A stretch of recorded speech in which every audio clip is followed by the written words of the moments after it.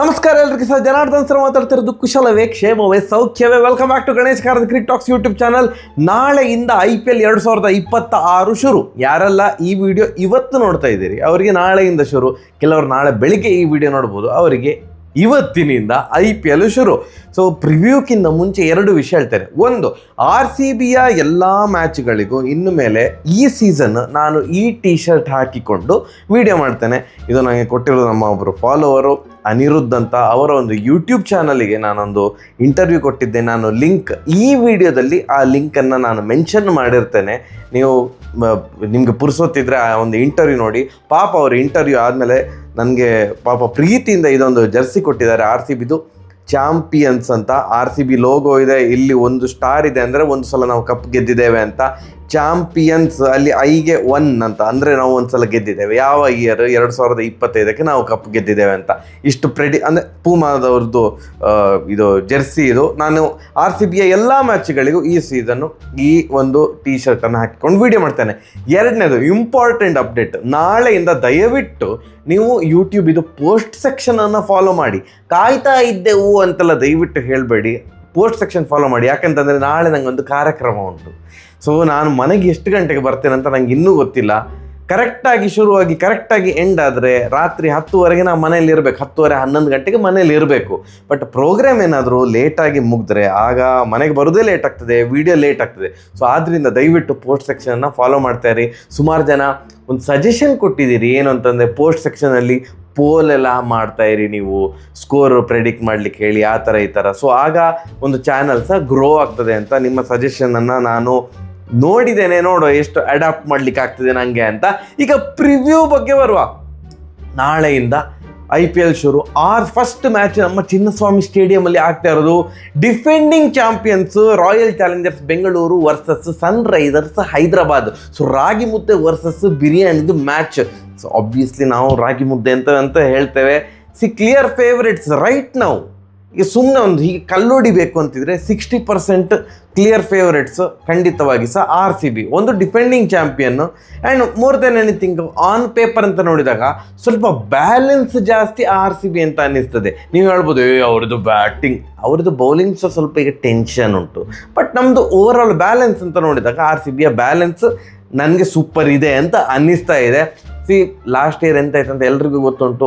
RCB win ಆದಮೇಲೆ ಮರುದಿನನೇ ಆ ಒಂದು ಇನ್ಸಿಡೆಂಟ್ ಆಗಿದ್ದು, 11 ಜನ ಕಾಲು ತುಳಿತದಲ್ಲಿ ತೀರಿ ಹೋಗಿದ್ದು, ಅದೆಲ್ಲ ಬೇಸರದ ವಿಷಯ. ಸೊ ಅದಕ್ಕೀಗ ಏನು ಮ್ಯಾನೇಜ್ಮೆಂಟ್ ಡಿಸೈಡ್ ಮಾಡಿದೆ, ಏನು RCB ಮ್ಯಾನೇಜ್ಮೆಂಟು ಅಲಾಂಗ್ ವಿತ್ ಈ ಕರ್ನಾಟಕ ಸ್ಟೇಟ್ ಕ್ರಿಕೆಟ್ ಬೋರ್ಡ್, ಅದೆಲ್ಲ ಒಂದು ಏನು ಡಿಸೈಡ್ ಮಾಡಿದ್ದಾರೆ ಅಂತಂದರೆ ಈ IPL ಅಲ್ಲಿ ಚಿನ್ನಸ್ವಾಮಿ ಸ್ಟೇಡಿಯಮಲ್ಲಿ ಆ ಒಂದು 11 ಸೀಟನ್ನು ಖಾಲಿ, ಎಷ್ಟೇ ಸ್ಟೇಡಿಯಂ ಫುಲ್ಲಾಗಿದ್ದರೂ ಕೂಡ 11 ಸೀಟ್ಸನ್ನು ಖಾಲಿಯಾಗಿ, ಅಂದರೆ ಅಲ್ಲಿ ಯಾರು ಕೂತ್ಕೊಳ್ಳಿಕ್ಕಿಲ್ಲ. ಅಂದರೆ ಆ ಮೃತಪಟ್ಟ ಒಂದು 11 ಜನರಿಗೆ ಒಂಥರದ ಒಂದು ಶ್ರದ್ಧಾಂಜಲಿ ಥರ ನಿಮ್ಮನ್ನು ನಾವು ಯಾವತ್ತೂ ಸಹ ಸ್ಮರಿಸಿಕೊಳ್ತೇವೆ ಅಂತ ಆ ಒಂದು ಕಾರಣಕ್ಕೆ 11 ಸೀಟ್ಸನ್ನು ಖಾಲಿ ಇಡ್ತಾರಂತೆ. Okay, good move. ಒಂಥರದ ಒಂದು ಅವರಿಗೆ ಟ್ರಿಬ್ಯೂಟ್ ಕೊಟ್ಟಾಗಿಸಿ. ಎಷ್ಟು ಮಾಡಿದರೆ ಸಹ 11 ಜೀವ ವಾಪಸ್ ಬರ್ತದೆ ಹಾಗೀಗೆಲ್ಲ ಕೇಳಿದರೆ ಆ ಥರದ ವಾದಗಳಿಗೆ ನನ್ನ ಹತ್ರ ಅಂತೂ ಉತ್ತರ ಇಲ್ಲ. ನಾನು ಅದಕ್ಕೆಲ್ಲ ವಾದ ಮಾಡಲಿಕ್ಕೆ ಹೋಗೋದಿಲ್ಲ. ನಮ್ಮ ಈಗಿನ ನೂತನ president Karnataka state cricket board ಇದು ವೆಂಕಟೇಶ್ ಪ್ರಸಾದ್ ಅವರ ನೇತೃತ್ವದಲ್ಲಿ ಅಂತೂ ಇಂತೂ ಚಿನ್ನಸ್ವಾಮಿಯಲ್ಲಿ ಮತ್ತೆ ಪುನಃ IPL ಆಗುವ ಹಾಗೆಲ್ಲ ಭಾರಿ ಹೋರಾಟ ಮಾಡಿ ಒಂದು ಯಶಸ್ವಿಯಾಗಿದ್ದಾರೆ. ಕಂಗ್ರ್ಯಾಚುಲೇಷನ್ಸ್. ಈಗ ಡೈರೆಕ್ಟ್ ಅಂದರೆ ಇಷ್ಟೊತ್ತು ಮಾತಾಡಿದ ಮೇಲೆ ಪ್ಲೇಯಿಂಗ್ 11 RCBಯ ಪ್ಲೇಯಿಂಗ್ 11 ಬಂತು ನೋಡಿ. ಏನೋ ಒಂದು ಸ್ವಲ್ಪ ಎಲ್ಲ ಯೂಸ್ ಮಾಡಿ ಏನೋ ಒಂದು ಮಾಡಿದ್ದಾನೆ ಚೆಂದ ಮಾಡಿ. ಇದು ಸಿಂಪಲ್ ಪ್ಲೇಯಿಂಗ್ 11 ಅಂತ ನಂಗೆ ಅನ್ಸೋದು. ಯಾಕಂತಂದರೆ ಜಾಸ್ತಿ ತಲೆ ಬಿಸಿ ಮಾಡ್ಕೊಳ್ಳಿಕ್ಕಿಲ್ಲ. ಹೇಸಲ್ವುಡ್ ಅವರು ಬೆಂಗಳೂರಿಗೆ ಬಂದಿದ್ದಾರೆ, ಬಟ್ ಸ್ಟಿಲ್ ಕೆಲವು ಮ್ಯಾಚ್ಗಳಿಗೆ ಅವರು ಅಲಭ್ಯರಾಗ್ಬೋದು. ಅಟ್ಲೀಸ್ಟ್ ನಾಳಿನ ಮ್ಯಾಚ್ನಾಗೆ ಅಂತೂ ಹೇಸಲ್ವುಡ್ ಅವರು ಇಲ್ಲ. ಸೊ ಆದ್ದರಿಂದ ಅವರ ಬದಲು ಯಾರು ಆಡ್ತಾರೆ, ಡಫಿ ಅವ್ರನ್ನ ಹಾಕ್ಕೊಳ್ಬೋದು. ಯಾಕಂತಂದರೆ ತುಷಾರ್ ಅವರು ಕೂಡ ಅವರು ಫಿಟ್ನೆಸ್ ಕ್ಲಿಯರ್ ಮಾಡದಿರೋ ಕಾರಣ ಅವರಿಗೆ ಶ್ರೀಲಂಕನ್ ಕ್ರಿಕೆಟ್ ಬೋರ್ಡಿಂದ NOC ಸಿಕ್ಕಿಲ್ಲ. ಹಾಗೆಯೇ ಯಶ್ ದಯಾಳ್ ಅವರು ಇಡೀ ಸೀಸನನ್ನು ಮಿಸ್ ಮಾಡಿಕೊಳ್ತಾರೆ. ಈ ಸೀಸನ್ ಯಶ್ ದಯಾಳ್ ಅವರು ಆಡೋದಿಲ್ಲ.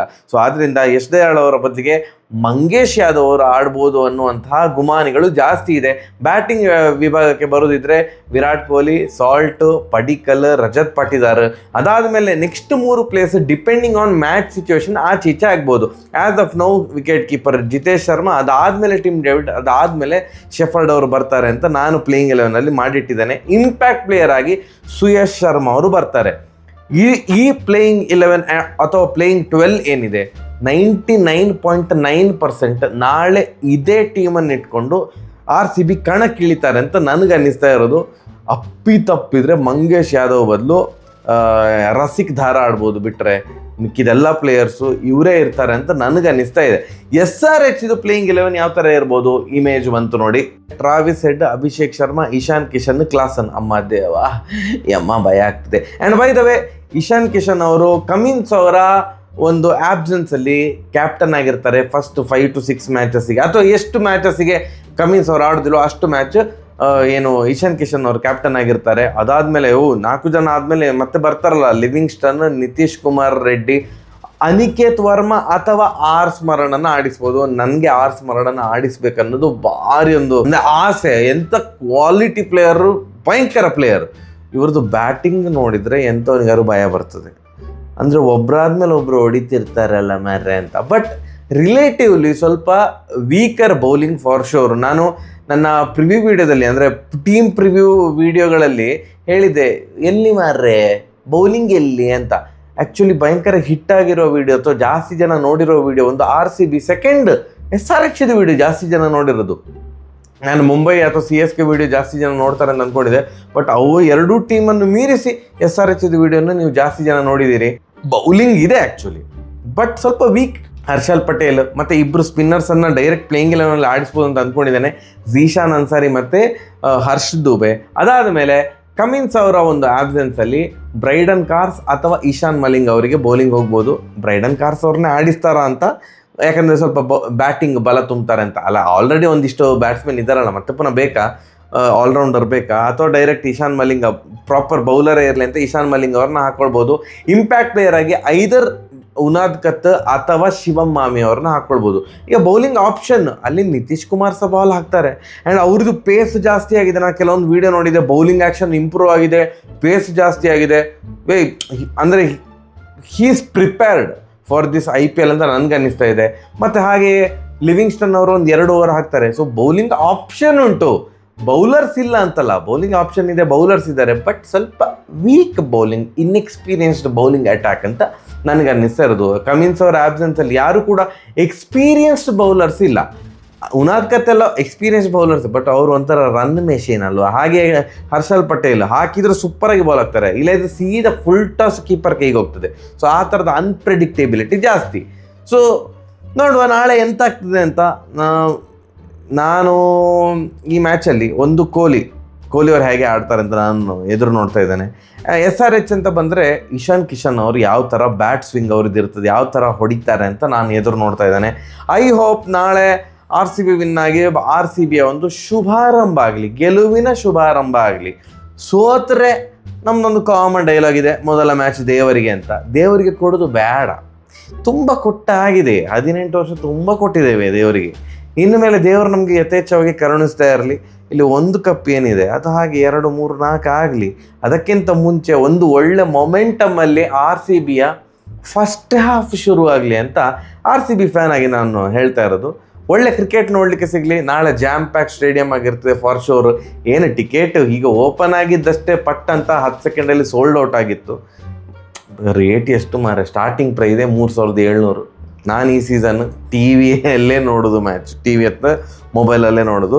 ಎಸ್, ನಾಳೆ ಮ್ಯಾಚ್ ಆದಮೇಲೆಯೇ ವೀಡಿಯೋ ಬರ್ತದಾ ಅಥವಾ ಸುಮಾರು ಹೊತ್ತು ಆದಮೇಲೆ ವೀಡಿಯೋ ಬರ್ತದ ಅಂತ ಸದ್ಯಕ್ಕಂತೂ ನನಗೆ ಗೊತ್ತಿಲ್ಲ. ಡಿಪೆಂಡಿಂಗ್ ಆನ್ ಮೈ ಕಾನ್ಸರ್ಟ್ ಎಷ್ಟು ಗಂಟೆ ಮುಗಿದ್ರೆ ಅದರ ಮೇಲೆ ಡಿಪೆಂಡ್ ಆಗೋದು. ಸರಿಯಾಗಿದೆ, ಬರುವ ನಮಸ್ಕಾರ.